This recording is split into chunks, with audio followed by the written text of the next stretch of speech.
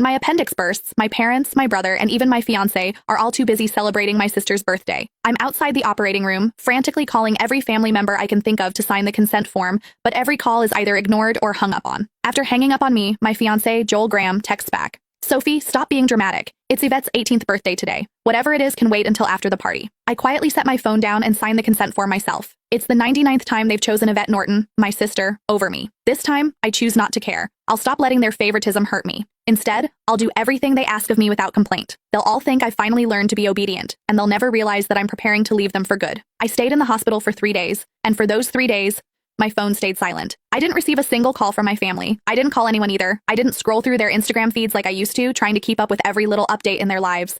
Instead, I just quietly rested in my hospital bed and dragged my weak body around for checkups and payments. Even on the day I was discharged, I didn't tell a soul.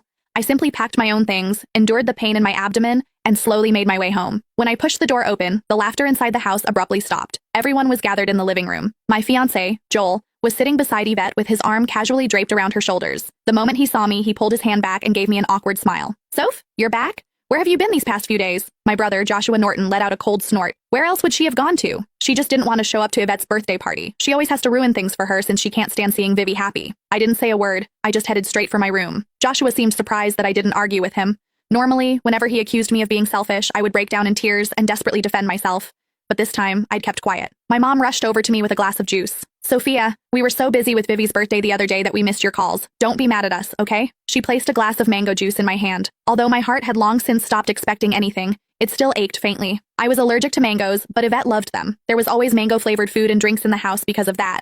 But no matter how many times I reminded them, no one ever remembered that I couldn't have mangoes. I handed the glass back to Mom and quietly stepped back. I'm not mad, I'll just go to my room. Just as I turned around, a loud noise came from the living room. Dad abruptly stood up and slammed his hand on the table. He screamed, "Why have you been walking around with that sour face ever since you came in? Your mother already apologized and even gave you your favorite drink? What's with that attitude? It looks like we've spoiled you too much." My heart twisted, and even breathing hurt. Tears blurred my vision, but I still lifted the glass from Mom's hand and drank it all in one go. I then gently set the empty glass down and wiped away my tears. I calmly looked at Dad. Yvette's the one who likes mangoes. I'm allergic to them, but it doesn't matter. I already drank it all. Can I go to my room now? Sophia, why didn't you say something earlier if you were allergic to it?